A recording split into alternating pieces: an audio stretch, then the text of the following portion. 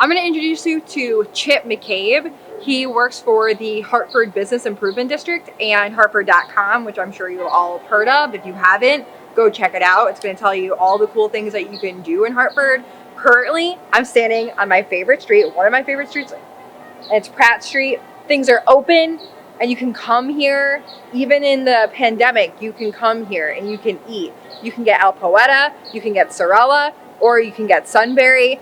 Vaughn's might be opening up soon, who knows? But Chip's going to tell you more about the activation on Pratt Street and the other streets around. But just check out Pratt Street for your lunch or for your dinner and bring your family down, okay?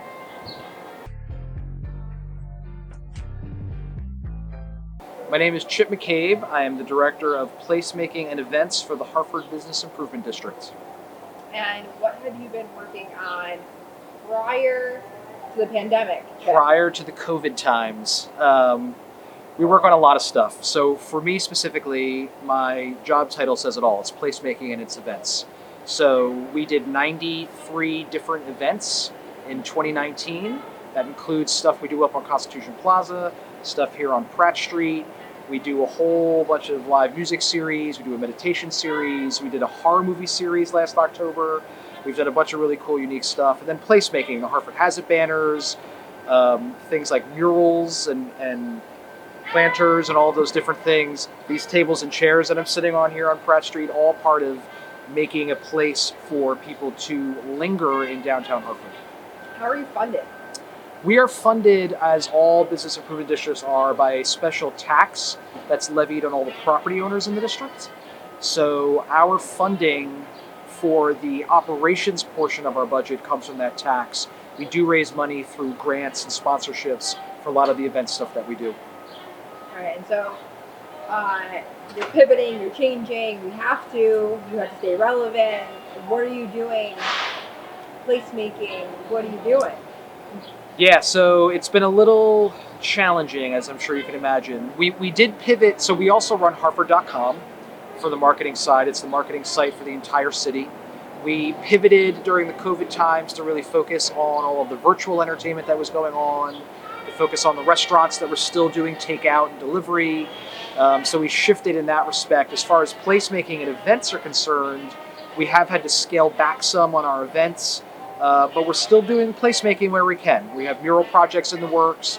Here on Pratt Street, we still have the Pratt Street patio where you can come and sit and grab food from one of the local restaurants and have lunch on the street. And beginning this week, we'll be bringing back our lunchtime music series at happy hour on Fridays from 5 to 6 p.m.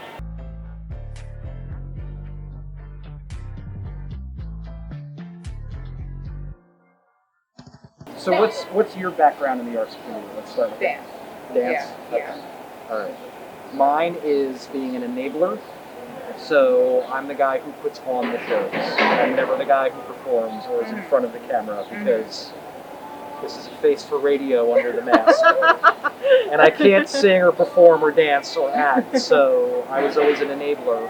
Well, we can't do the job of that, so. Yeah, so I think that's good that we're coming from two different sides of Absolutely. the art world right now. Yep, I agree.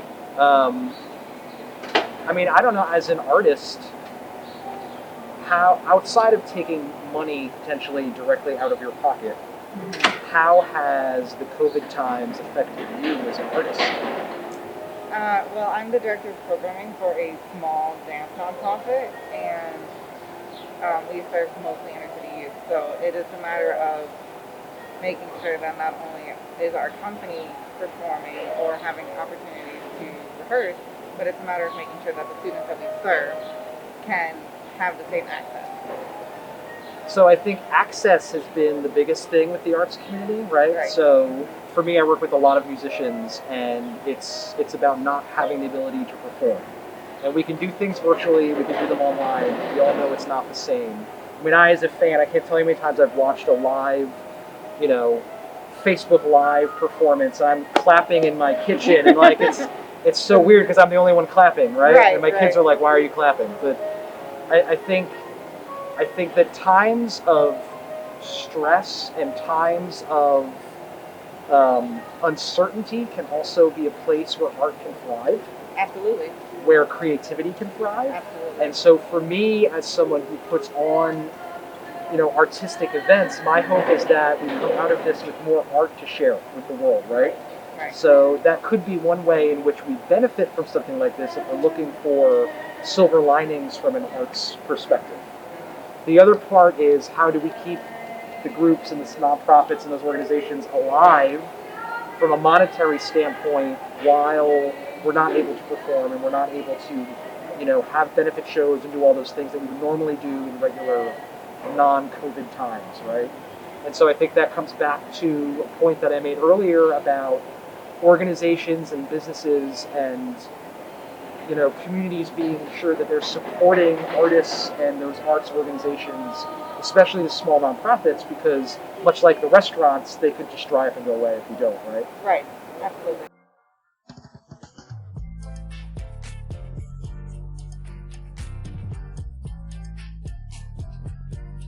Last 2 weeks, it's been a very interesting time right now politically, and Hartford has had a protest every single day.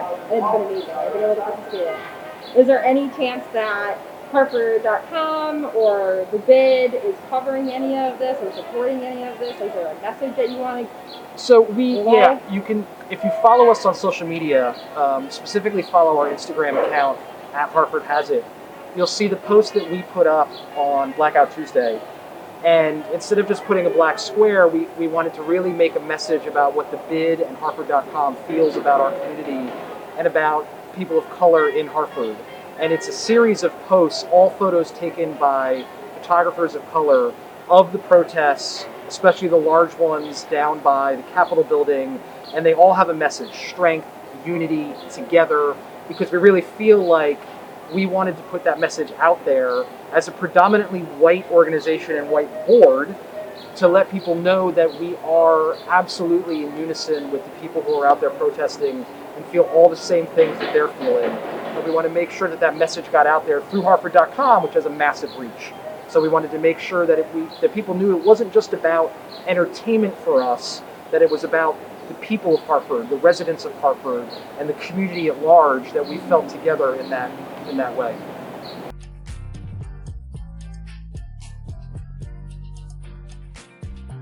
So, 55 leaders right now at Quest have a virtual experience. You were able to have that experience in person, so it's a little bit different. So what would be your advice to still have that engagement and to still have those lessons? You gotta make it your own. Ultimately, everybody, no matter where you are, whether it's in person or not, it's a matter of what you want to take from it.